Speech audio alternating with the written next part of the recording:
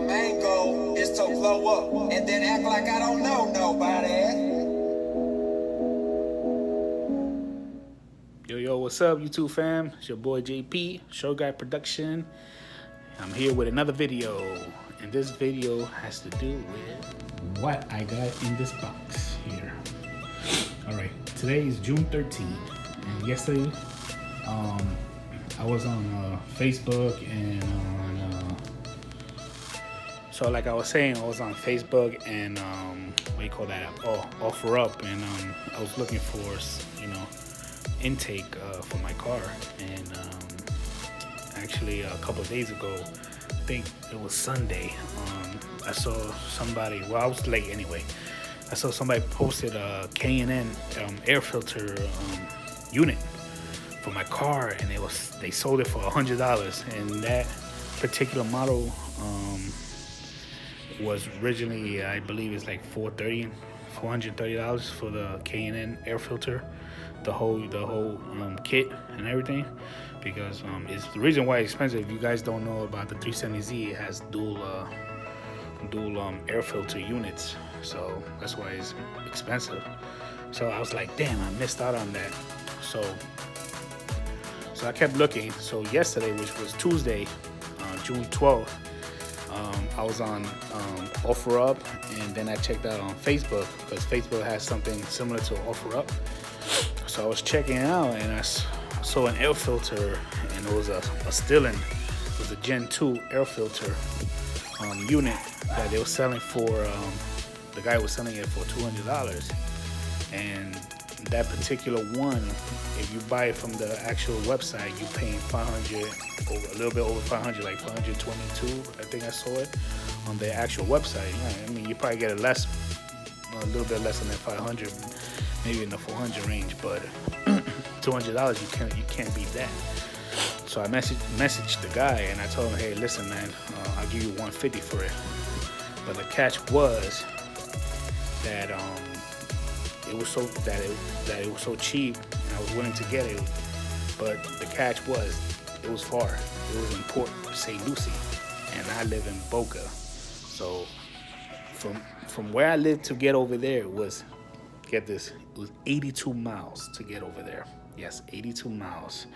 But I'm willing to drive that far if he's willing to go 150, even $200. I think $200 was still good. I mean, he told me he only used it for not even close to a year, for a couple of months, because he came out of a G37, and he sold the car, so he put everything back how it came.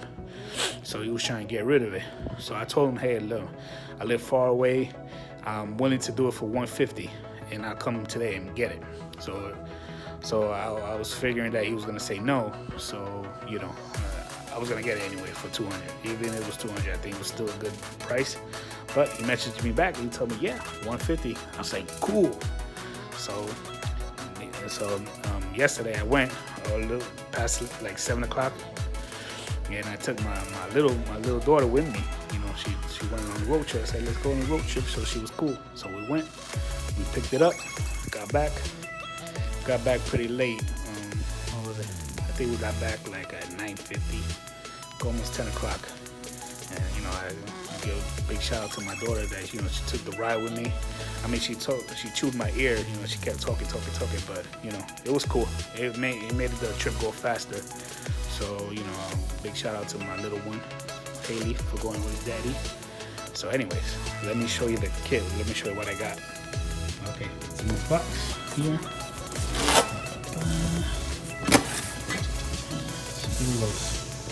The two filters, I checked them out. They're pretty good. Nothing major. It goes the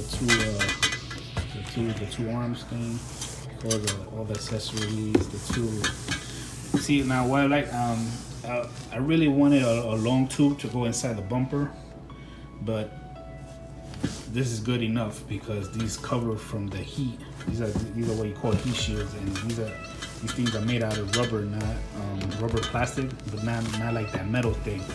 So this is cool. So I like this.